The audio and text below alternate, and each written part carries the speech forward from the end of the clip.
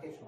También sé hacer quesos, también. ¿Usted hace todo queso? Sí, ya lo creo, pero es quesos de la leche de vaca ya no ceba. Después cuando tenían cabras, allá en mayo, las cabras dan mucha leche y si se van vendido esclavitos más.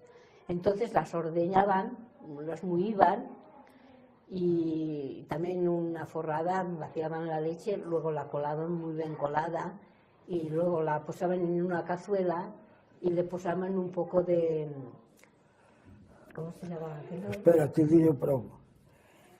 Cuando se moría un animal, un cordero, un cabrito, que no la comió, que no comiese nada, nada más esto, lo que tenía en el estómago, sí, le metías un poquitín de aquello y aquello le hacía el cuajo a la leche. esto. Después ya vendían cuajo, ya vendían cuajo. Pero antiguamente lo hacían así.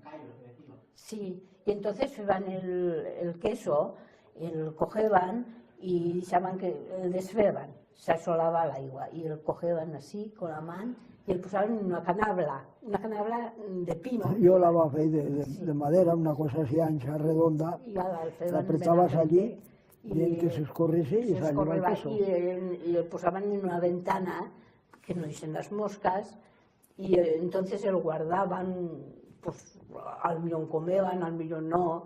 Y yo he cogido, un año que tenían muchos, para guardarlos para el verano, cogeba el agua de un queso, por ejemplo, y escaldaba 3 o 4 y es posaban en una tenaja de aceite y se guardaban estupendamente. Y sacabas de allí como si se sacado de